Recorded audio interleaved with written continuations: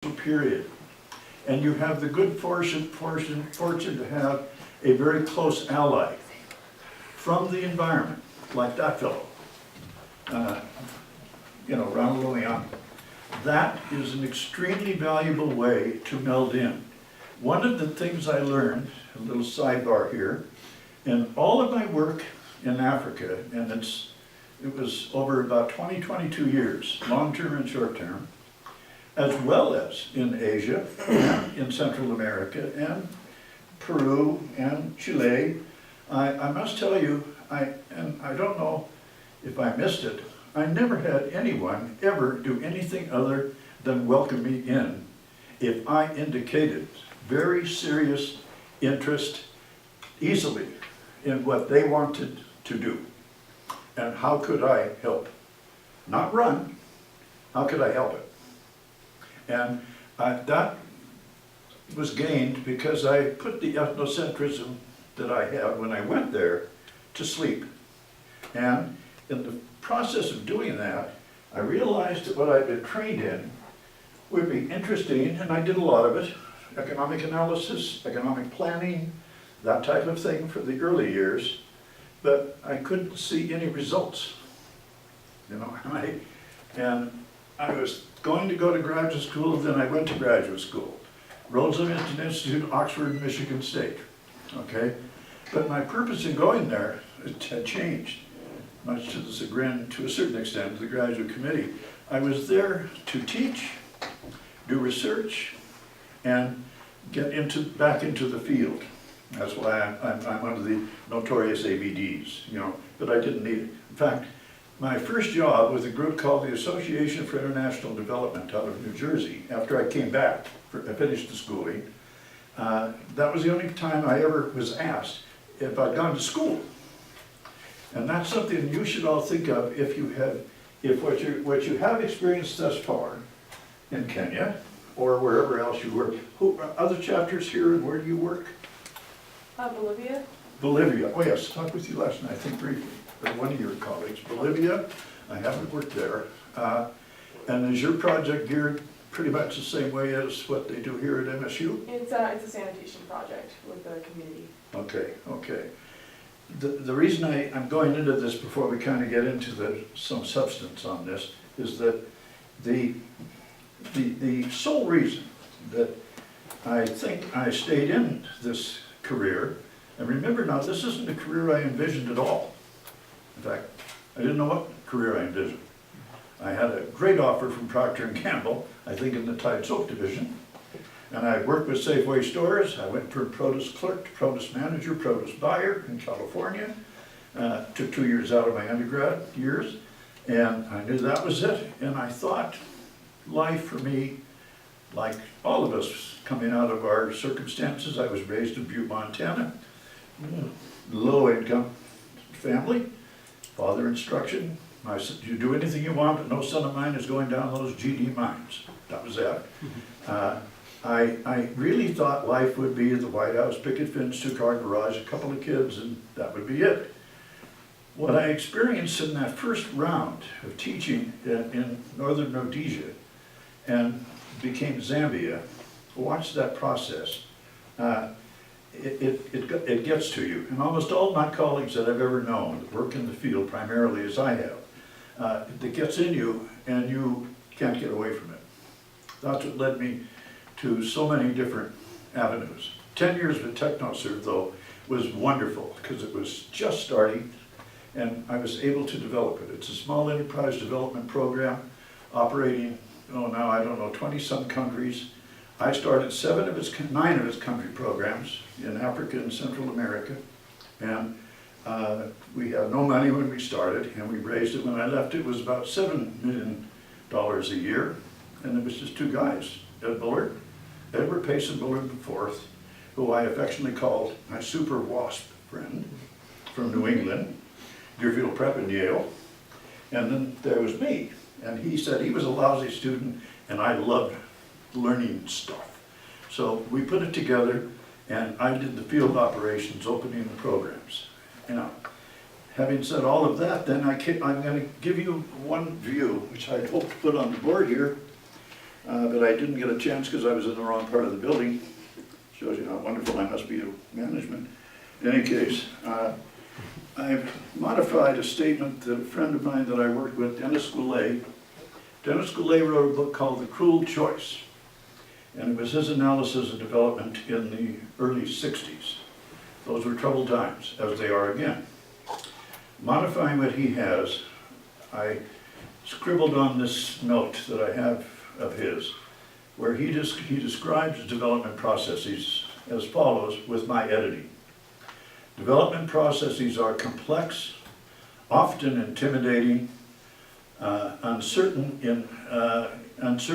in ultimate scope and impact, due to the only really sustainable feature of the development process. And that sustainable feature is one word: change.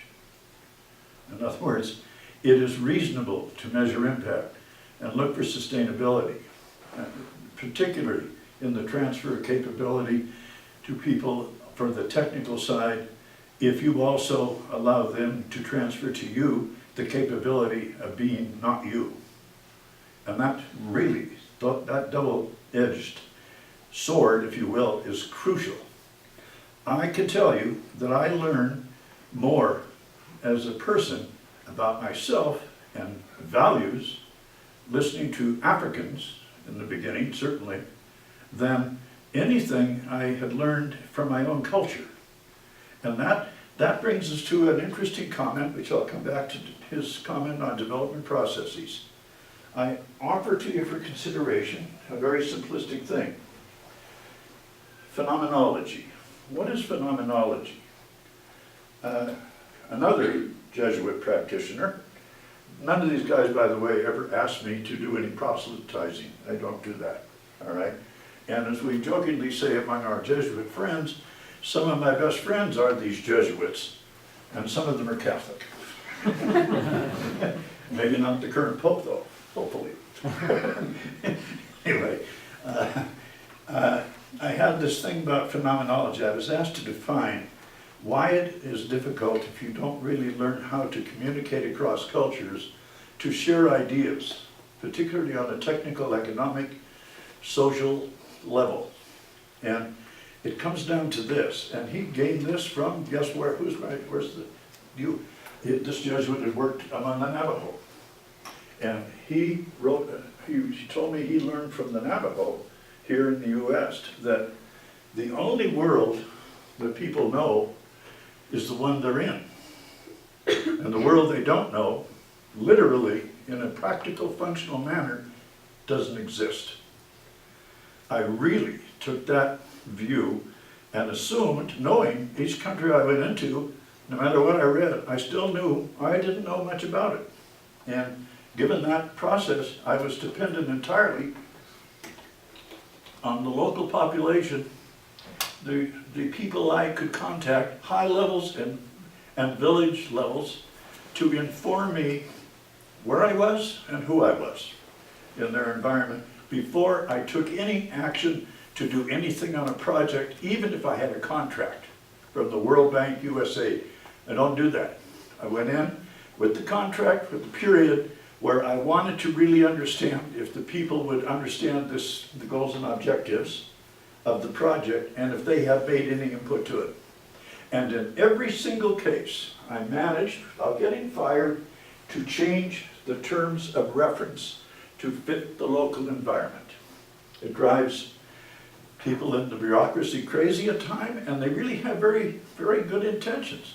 But many don't know either the place we're going to be working in, okay? So that phenomenology was a good one. And then from a philosophical point of view, and I don't know if this is true in Kenya, Ronald, but I met a number, I worked in a number of African societies in particular, where the study of language revealed that within the scope of the language, there really is no independent word for I. It's, you are described by virtue of your friends, your clan, your tribe. It's we. That's a big difference given the individualism that we honor. So from an existential point of view, the community holds itself together and its traditions in the face of change, and there has been rapid change in Africa and elsewhere. It's held together largely from the perspective that people understand community-based world they're in, the oral tradition of where they've come from, the current situation they're in, and their perceptions of the future.